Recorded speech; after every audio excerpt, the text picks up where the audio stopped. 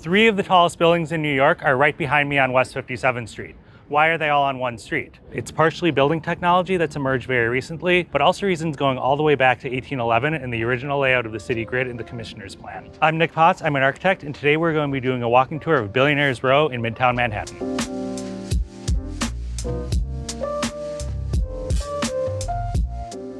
When the Commissioner's Plan laid out these streets in 1811, essentially set up a hierarchy of east-west streets between wide streets and narrow streets. The zoning bonuses of simply because you're on a wide street, you get that much more height and that much more ability to build tall as opposed to a narrower street such as 58th Street. And if you think about the grid plan of Manhattan, and 57th Street is the last wide street before you get to Central Park. So it's really the only one of the wide streets that has access to Central Park. So why is West 57th Street the only place in the city that could have become Billionaires Row? It's partially because of the original plan of the city in 1811. It's partially because of the proximity to Central Park and the commodification of views. And it's partially because of the building technology and how over the past 20 years, the advancements in materials and systems have enabled people to build so tall and so thin. Over my shoulder is the first super tall building that was built on West 57th Street, and really the seed of what would essentially become Billionaires Row of these super tall residential towers. So what is super tall? It's a tower over 1,000 feet. 157 is 1,004 feet tall, going all the way back to 1811. These sorts of buildings were not on anyone's radar. You know, this idea of building super tall just didn't exist. And this building type, the residential skyscraper, also didn't exist. This is 2014, and you can see in 157 a little bit of trying to figure out what to actually do with a residential super tall.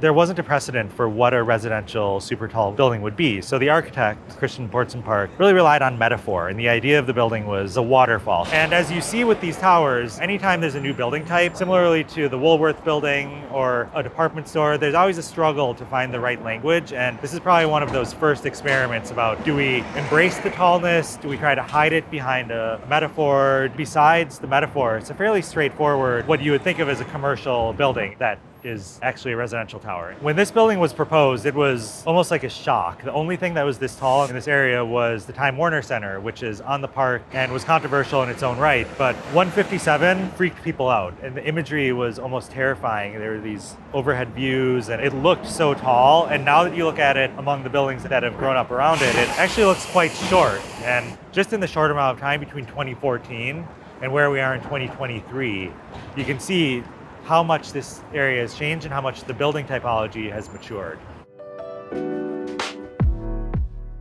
The tall building behind my shoulder is 432 Park Avenue. This is 2015. The building is 1,397 feet tall and about 90 feet square. And the big innovation that happened with this building and why it's so tall and skinny, unlike 157, is that this building is all residential. You think about a typical office building is 300 feet long and 100 feet deep. It's a fragment of that. And that's because everything that's in this is apartments. So you don't have restaurants, you don't have office buildings that have peak loads of people coming and going. The discovery or the innovation with this building is realizing that with a residential tower, unlike an office tower where you need essentially one elevator for every 50,000 square feet, for a residential building you need far fewer, because you think about it, there'll be maybe 3 or 4 people on a floor at any given amount of time. Remember, this is one apartment per floor. So as in any luxury residential building, address matters, and Park Avenue, particularly north of 60th Street or the Park, has an incredible amount of cachet. And so what the developers did here in assembling the lot assembly is they actually found a certain slice of a lot that fronted on Park Avenue and gave it a Park Avenue address to give it the cachet of Park Avenue, though the bulk of the building is between 56th and 57th Street. So all of the 57th Street super talls have, because they're a new building type, there's a huge amount of experimentation, even in the style of the building. And this building really is a sea change, and thinking of a tall building is not being glass. And you think about it in particular against 157, which was the building on 57th Street that immediately preceded this, which is all glass and kind of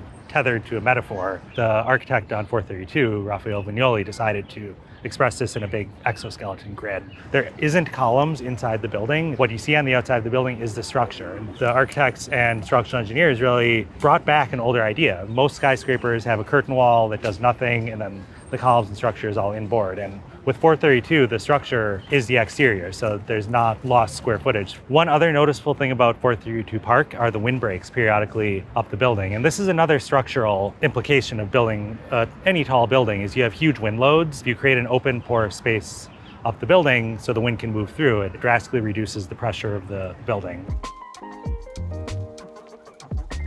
Behind me is 111 West 57th Street, and from this far away, one of the most noticeable things about the building is really its shape. This is the narrowest skyscraper in the world, and in order to achieve that sort of slenderness, there's a huge amount of engineering that goes into it. Notably the sidewalls, which are solid because the building essentially acts like a very vertical I-beam where the end walls are solid. It's really 2 townhouses wide. If you think about the structure of Manhattan blocks, these 25-foot wide lots, it's just a little bit wider than 2 townhouse lots and essentially as deep as one. So just imagine something essentially the width of 2 townhouses stretched up to 1,425 feet. And what 111 does is it takes that sort of setback tower form that we're familiar with from the 1916 zoning code and essentially multiplies it. And rather than have them be every 30 feet, it's actually at a very reasonable residential 7 feet 6 inches or so. So to provide essentially something that's scalable for a terrace for the resident. So the relationship of the 1916 zoning code and the 1920s commercial setback towers really resulted in this feathered setback shape where many residences and many apartments could get terraces rather than essentially 3, which is what the sky exposure plane for a deeper setback would have mandated.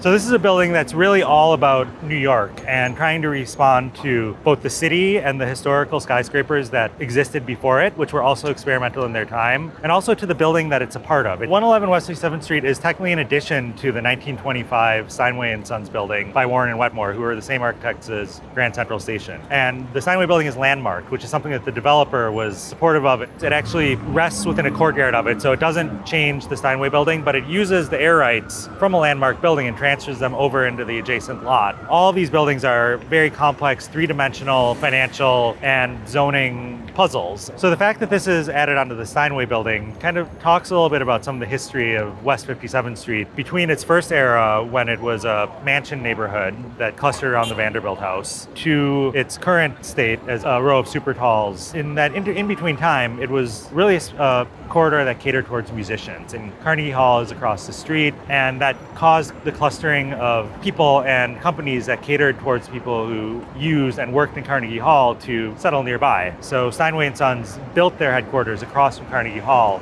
essentially to do this. And at one point, 57th Street was known as Piano Row. The developer took a huge amount of care towards making sure that the addition both responded to and respected the landmark and brought its language into the future. And the materials are really used to bridge between 1925 West 57th Street and 2023 West 57th Street. If you look at the terracotta on the end walls, it's taking the terracotta language, which was used a lot in the 1920s, using some motifs from the Steinway building. If you look at some of the molding profiles around the front entrances, it's essentially translated into the shapes of the terracotta and then manipulated to create shadows. It responds to the sun and to the changes in the day and makes the building something different to look at and interesting through the course of the days, weeks, and years. And in the interest of full disclosure, and also in case you haven't noticed how excited I am by this building, I was actually the project architect for this building during its design phases with shop architects.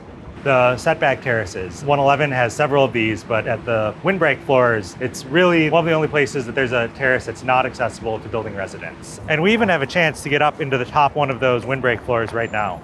So right now we're on the 86th floor of 111 West 57th Street. This is a windbreak floor. So similarly to 432 Park, these very skinny towers benefit greatly from having a windbreak, or a periodic hole through the building where wind can travel through and reduce the wind pressures moving across the building. So you have these on this floor and 2 more below us on 111, and 432 Park has some as well that you can see off in the distance. So in addition to these windbreak floors, there are also mechanical floors that exist. On 432 Park, they're actually within the same assembly, so that donut in the middle is where the mechanical equipment is, and they're also double height, so it's a zoning height bonus that they use. Here on 111, the floor that we're on is simply a windbreak floor. The mechanical floors are directly below us, and the tuned mass damper, which helps balance the building from swaying in the wind, is directly above us. Another interesting thing here is it's also one of the few places where we can see the terracotta up close, because the terracotta on 111 is on the side walls and not necessarily accessible to people These finials at the end of each of the setback terraces are really the only three-dimensional expression of it. And it's similar to, the team when they were working through this was thinking of the similar finials on the Chrysler building. If you look at the Eagles, they're about the same size as these. So, elements that are like this, that are twice as tall as a person, look pretty small from far away. And that's a bit of the kind of eye trickery that happens whenever you're dealing with a very tall or large building.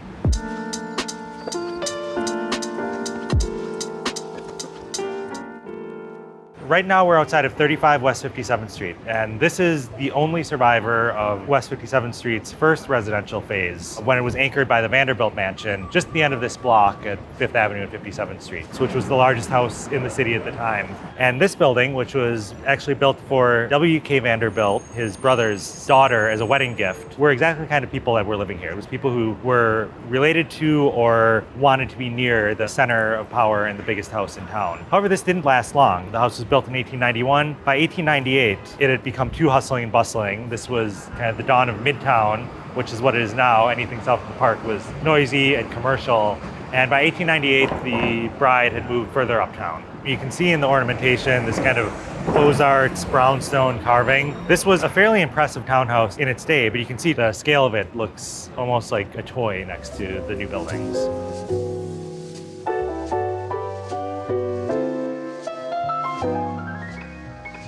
Behind me is the Osborne, and this is the flip side to the townhouse residential development that was happening just a few blocks further to the east, around the Vanderbilt house. By the 1880s, this was already starting to emerge as an apartment house district, and the Osborne was really the crown jewel in this. This was obviously a very high-class luxury building. Osborne, who is the developer of this, owned a stone cutting business, so it's very heavy masonry because he could get the material and was probably profiting on it. So this was a very tall building of its time, and if you compare it with the townhouse further down the street, you can imagine an 11-story building like this kind of looming over its neighborhood, almost as a prelude to what would come in the later phases of what would become Billionaires Row. In terms of the height and the technology, this is really at the maximum of what would have been built out of a masonry building of the time. You can think of it as being similar to the Monadnock building in Chicago, which is 16 stories in brick and has massive walls. So the Osborne, it's a stone building, but it still is similarly hefty and bulky and really taking advantage of the weight of its material. And it's a Romanesque style building, which is perfectly suited to that. It's heavy, it's about expressing arches, it's about heavy materials. It's an interesting juxtaposition to think about the Osborne, which was the tallest building of its district of its time back in 1890, to towering over it, Central Park Tower at more than 100 stories.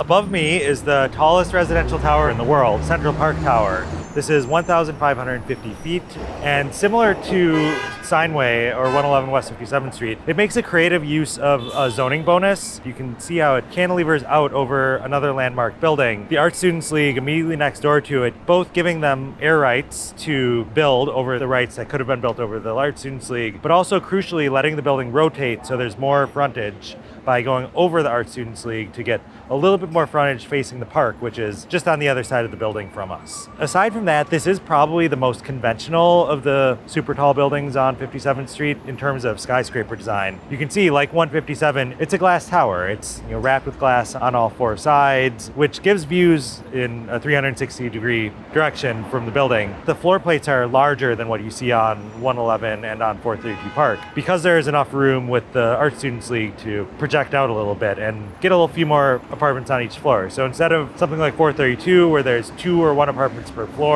or 111 where there's simply 1, this has multiple apartments, particularly in the lower floors, 4 or 5 on the lowest tier, then 3, then 2, then 1. So you can kind of see each vertical striation as a different model of planning the inside of the building, going from large to small. This building also crucially makes the use of the lower parts of the building, which don't really make economic sense because they don't have views towards the park, for other uses. There's a Nordstrom department store occupying the ground floor real estate space to activate the ground plane, and then in between there's also a hotel. Even though Central Park Tower is probably the most conservative in terms of architectural expression, it's really the culmination of the lessons learned on the other super tall towers that have been built over 111 West 57th Street. If you think about its height at 1,550 feet, 150 feet taller than 432 Park, which was kind of the first major one of these, and also the real estate potential. This has a triplex that just listed for $250 million. So these buildings are both a competitive race to the top in terms of height, but also in terms of speculation and finding unlocked potential to recoup the investment of buying what ultimately is very expensive real estate. And this, the ultimate expression of Billionaires Row and all we've been talking about with these super tall towers, really could have only happened here on West 57th Street.